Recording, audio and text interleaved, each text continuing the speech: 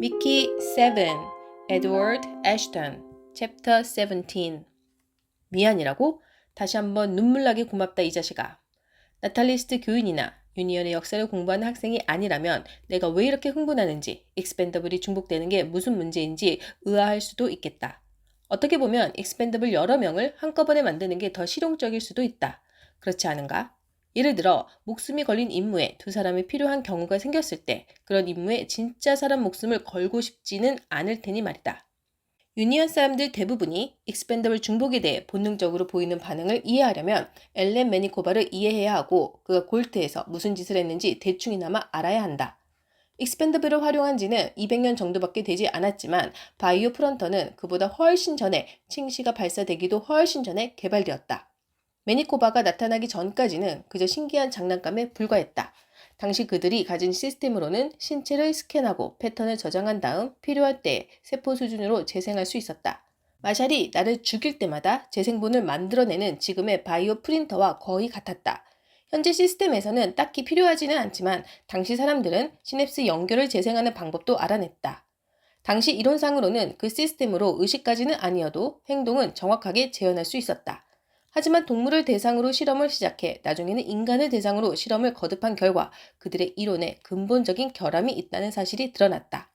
바이오 프린터에서 나온 것은 인지 능력이나 신체적 능력이 신생아보다도 낮은 껍데기일 뿐인 텅 빈 몸이었다.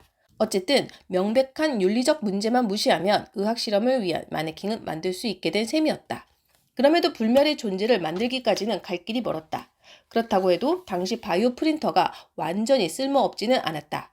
사람들은 바이오 프린터로 출산 과정에서 또는 태어나자마자 죽는 아기들을 살려내기도 했다. 하지만 이 경우에도 대개는 원하는 결과를 얻지 못했다. 재생 탱크에서 나온 아기들은 심장이 뛰고 호흡도 할 수 있는 상태였지만 젖을 빨지도 삼키지도 울지도 못했다. 집중 치료실에서 지극정성으로 돌봐 아기를 살리는 경우도 덜어 있었다. 하지만 첫 아이의 장례를 치른 뒤 일주일 만에 두 번째 아이의 장례를 치르게 되는 경우가 훨씬 더 많았다. 그러다 매니코바가 나타났다. 매니코바는 천문학적인 부를 거머쥔 에덴 정치 명문가의 외동 아들로 태어났다. 그가 만약 타고난 팔자대로 인생을 끝내고 싶었다면 얼마든지 그럴 수 있었다. 그런 팔자를 마다할 사람이 과연 있기는 할까? 그런 부류의 사람이라면 학창시절 동안 파티만 즐겨도 때가 되면 정부 부처 어딘가에 너무 높지 않은 자리 하나를 낙하산으로 꿰찰 수도 있고 굳이 그렇지 않더라도 남은 인생을 풍족하고 윤택하고 행복하게 살 수 있었다. 하지만 매니코바는 그런 부류와는 달랐다. 그는 세기에 한 번 나올까 말까한 천재였고 열정 넘치고 지칠 줄 모르는 성격을 바탕으로 25세가 되기도 전에 전혀 다른 분야에서 박사학위를 3개나 따냈다. 그는 소시오패스이기도 했다. 계속 읽다 보면 왜 이런 이야기를 하게 되는지 알게 될 것이다. 매니코바가 학위를 그만 따야겠다고 결정했을 무렵 갑작스럽게 그 부모가 며칠 간격을 두고 사망했다. 원인은 밝혀지지 않았다. 그로부터 6개월 동안 지역 당국은 매니코바가 부모님의 죽음과 관련이 있는지 조사하려 했지만 실패했고 매니코바는 유니언을 통틀어 10손가락의 안에 드는 부자가 되었다. 그 후 1년 동안 그는 자신의 모든 유산을 끌어모아 유니버셜 이터너티라는 회사를 세웠다. 에덴의 대중매체는 유니버셜 이터너티를 매니코바의 비싼 취미 또는 탈세 방편쯤으로 다뤘다. 하지만 매니코바는 유니버셜 이터너티를 그런 식으로 활용하지 않았다. 금융사기를 칠 생각이었다면 가상회사로 유지할 수도 있었지만 그는 완전히 반대 행보를 펼쳤다. 유니버셜 이터너티는 가장 가까운 도시에서 200km 떨어진 곳에 거대한 연구시설을 짓고 엔지니어, 과학자 등을 대거 고용했다. 그리고 아무 일도 일어나지 않았다. 회사 안팎으로 사람들이 들락날락했지만 안에서 무슨 일이 일어나고 있는지는 입도 뻥끗하지 않았다. 회사에서 노화 연구를 한다느니 배아 보관을 한다느니 하는 추측만 있을 뿐 증거가 뒷받침되는 가설은 하나도 없었다. 1년쯤 지나자 언론은 흥미를 잃었고 사람들도 매니코바가 자신의 회사에서 무엇을 하든 관심이 없어졌다.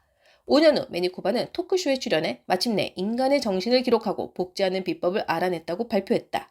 여기서 엘렌 매니코바와 보통 사람들의 차이를 또 한 번 엿볼 수 있다.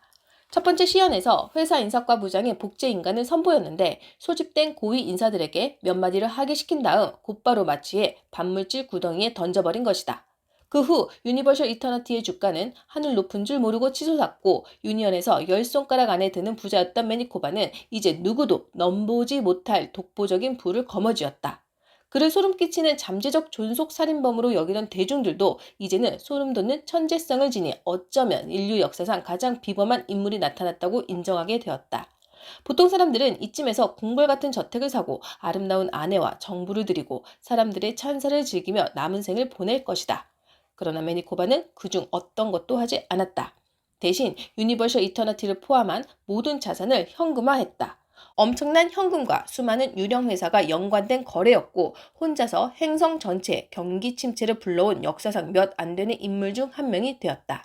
1년 후 매니코바는 맞춤 제작한 항성간 이동 우주선에 각종 장비와 기기, 데모에서 사용했던 것과 같은 복제 프로포토타입을 싣고 홀로 궤도 밖으로 나갔다. 어디로 가는지 누구에게도 말하지 않았다. 소문으로는 은하면 횡단이 끝날 때까지 자신을 계속 재생산해 은하면을 횡단하는 첫 번째 인류가 되려고 한다고 했다.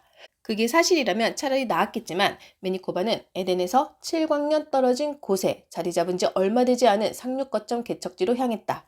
첫 정착민들이 지은 상륙 거점의 이름은 골트였다. 매니코바가 그곳에 나타나기 전에도 골트는 충분히 흥미로운 곳이었다. 골트 탐험을 계획한 것은 에덴의 행성 정부가 아니었다. 유니언 역사상 성공을 거둔 여타의 개척지와는 출발점이 달랐던 것이다. 미르가르드와 다른 유니언 세계와 마찬가지로 에덴도 거의 모든 물품을 생산하는 자동화 시스템을 소유한 이들에게 세금을 물어 이러한 시스템을 가지지 못한 사람들이 굶어 죽지 않도록 보호했는데 이에 불만을 가진 부호들의 사모임에서 계획한 개척지가 바로 골트였다. 골트의 건국 이념은 철저한 자유와 자립이었다. 행성에 착륙한 120명의 정착민들이 하나같이 공동의 선 따위에는 관심이 없었다는 얘기다. 그들은 가족 단위의 20여 개의 공동체로 쪼개져 각자 영지를 세우고 알아서 생존해 나갔다. 초창기부터 자원이 충분했고 여러 가지 측면에서 볼 때 골트의 환경은 꽤 괜찮은 편이어서 사람들은 대부분 정착에 성공했다. 어려움을 겪는 사람도 있었지만 이웃에게서 어떤 도움을 받지는 못했다. 도와주세요. 죽어가고 있어요. 라는 요청에 대한 철저한 자유를 바탕으로 한 대답은 그러게 짐을 좀 꼼꼼히 챙기지 그러셨어요. 였으니 당연한 결과였다. 그 결과 매니코바가 도착했을 당시 골트에는 주민 1만 명이 분열된 채 살고 있었다. 누구도 굶어 죽을 위기에 처해 있지는 않았지만 특별히 잘 적응했다고 할 만한 이들도 없었다. 처음에 사람들은 매니코바를 구세주로 생각하고 환영했다. 그가 가져온 짐에는 그때까지 골트의 어떤 공동체도 미처 생산해내지 못한 수준의 물건들이 포함되어 있었다. 그는 규모가 작은 공동체 하나의 환심을 사기 위해 음식과 씨앗을 나누고 그들이 떠난 뒤로 약 200년 동안 에덴에서 개발한 휘황찬란한 새 기술 발명품들을 선물로 건넸다. 그 대가로 그는 지내꽃과 작업 공간을 제공받았다. 안정적으로 정착에 성공한 그는 묵묵히 엘렌 매니코바들을 생산하기 시작했다. 마샬이 내게 여러 번 강조했던 것처럼 아무것도 없는 상태에서 인간을 만들려면 엄청난 자원이 든다. 특히 칼슘과 단백질이 어마어마하게 필요하지만 그 밖에도 첨가해야 할 성분들이 한둘이 아니다. 주변에서 구하기 쉬운 재료들을 바이오 프린터에 잔뜩 넣을 수도 있지만 필요한 영양분을 채우려면 밀, 소고기, 오렌지 따위가 산더미만큼 필요할 뿐만 아니라 그 과정에서 폐기물도 엄청나게 발생한다. 개척지 전체가 굶주리고 있는 마당에 찌꺼기로 음식을 만들어내지 않는 이상 어마어마한 자원을 낭비하는 셈이다. 가장 인상적인 원재료는 당연히 살아있는 인간이다. 매니코바는 9개월 만에 골트로 가져온 재료들을 다 써버렸다. 그때까지 자신을 100명 정도 복제해 복제시설을 2개 더 지어놓은 상태였다. 몇 개월이 지나고 나서 주민들은 사람들이 하나둘 없어지고 있다는 사실을 눈치채기 시작했다. 매니코바는 그때까지 골트 사회 특성상 어디에서나 볼 수 있었던 가난한 사람들과 노숙자들을 납치하곤 했는데 그런 사람들마저도 구하기 어려워지자 가족과 친구가 있는 이들을 노리기 시작했던 것이다. 언제나 그렇듯 사람들은 새로 이주해온 낯선 이를 의심하기 시작했다. 엘렌에게 호의적이었던 공동체는 그를 초대해 정중하게 대화를 나눠볼 생각으로 그의 집에 경비대를 보냈다. 그제야 그들은 깨달았다. 씨앗과 싸구려 장신구를 인심 좋게 나누던 매니코바가 그가 가져온 최신 군사 기술은 조금도 나누지 않았다는 사실을. 골트가 좀 더 상식이 통하는 사회였다며 꼭 단일 정부가 있는 국가가 아니라 정치 세력끼리 가끔 대화를 나눌 수 있는 사회이기만 했어도 매니코바를 멈출 수 있었을지도 모른다. 그가 무슨 짓을 벌이고 있는지 확실해졌을 때까지만 해도 그는 행성 인구의 20분의 1 정도에 불과해 수적으로 열세했다. 안타깝게도 골트는 상식이 통하는 사회가 아니었다. 매니코바는 자신에게 잘 대해준 공동체의 모든 구성원들을 바이오 프린터에 던져 넣어 그의 분신으로 만든 다음 무기를 쥐어주고 가장 가까운 이웃 공동체를 습격했다. 살아남은 공동체들이 힘을 모아 그에게 대항해야 한다는 의견을 모으기까지 거의 1년이 걸렸다. 그때 이미 매니코바는 행성에서 절대 다수가 되어 있었다. 마지막 남은 공동체 몇몇이 결국 연합하기는 했지만 이미 때는 늦었다. 고향 행성에 자신들에게 일어난 일을 설명하고 도움을 간청하는 마지막 절망의 메시지를 보낸 것이 그들이 해낸 유일하게 의미 있는 일이었다. 당연히 지원은 바로 오지 않았다. 메시지가 도착하는 데만 7년이 걸렸고 메시지가 도착한 뒤 당국에서 무엇을 할 것인지 하기는 할 것인지 결정을 내리는데 또 2년이 걸렸다. 애초에 골트로 떠난 이들은 에덴에서 평판이 딱히 좋지 않았기에 세월이 흐르고도 그들을 보는 시선은 여전히 곱지 않았다. 대중들 사이에서는 남의 일 또는 인과응보라는 의견이 대세였다. 하지만 에덴 의회는 매니코바가 언젠가 다른 세계도 위협이 되리라 생각하고 조치를 취하기로 했다. 그렇게 유니언 최초이자 지금까지도 유일한 상간 원정대가 조직되었다. 7광년 거리에 있는 행성을 어떻게 침공해야 하는가에 대해 의견이 분분했다. 당연히 육군을 보낼 수는 없었다. 에덴은 엄청나게 풍요로운 세계였지만 군대를 조직하고 개척지 탐사선과 비슷한 우주선에 연료를 대고 나니 이미 예산은 빠듯했다. 테라포밍 장비나 배알을 실을 필요는 없지만 군 장비도 만만치 않게 무거웠다. 결국 일반적인 개척지 탐사선을 마련해 약간의 방어 장비를 추가하고는 에덴의 정의라고 이름지었다. 골트에서 메시지가 도착한 지 4년 만에야 승무원 200명과 궤도 폭격기 대여섯 대, 셀 수 없이 많은 핵융합 폭탄을 실은 우주선이 에덴을 출발했다. 골트의 궤도에 진입하면 매니코바와 교신을 시도해 유니언의 다른 행성들을 어떻게 생각하는지 무엇보다도 에덴을 앞으로 어떻게 할 것인지 파악한 다음 필요한 경우 행성을 완전히 폭파할 계획이었다. 여러분은 눈치챘겠지만 애초에 잘못된 계획이었다. 첫째, 에덴의 정의가 골드에 도착했을 때 매니코바는 끊임없이 자기 자신을 복제하고 또 바이오 프린터에 넣으면서 18년 가까이 통제 시스템을 구축해온 상태였다. 둘째, 에덴의 정의가 골드에 몰래 접근할 방법은 없었다. 우주선이 감속할 때 내뿜는 불꽃은 1광년 떨어진 곳에서도 보일 정도여서 위장할 방법이 전혀 없었다.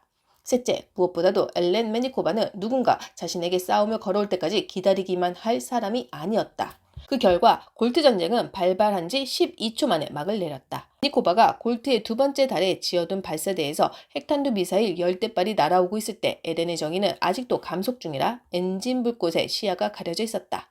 사령관이 보복 사격 명령을 내릴 새도 없었다. 매니코바에게는 안 됐지만 유니언의 마지막 세계는 운이 따랐는지 골트에서 보낸 마지막 메시지를 받은 행성은 에덴 말고도 더 있었다. 골트에서 에덴 다음으로 가까운 곳에 훨씬 최근에 건설된 파옴이라는 가난한 2세대 개척지가 있었는데 이 행성도 골트의 메시지를 받았다.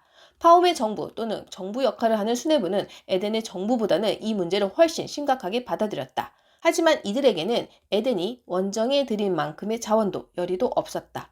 이들은 훨씬 간단하고 직접적이면서 비용이 훨씬 덜 드는 대응 방법을 택했다. 그들은 이 작전을 총알 작전이라고 불렀다. 항성 간 이동에서 가장 중요한 공식이 있다. 운동 에너지는 물체의 질량 곱하기 물체의 속도의 제곱과 같다. 이동하는 데 비용이 많이 들고 위험한 것도 이 공식 때문이다.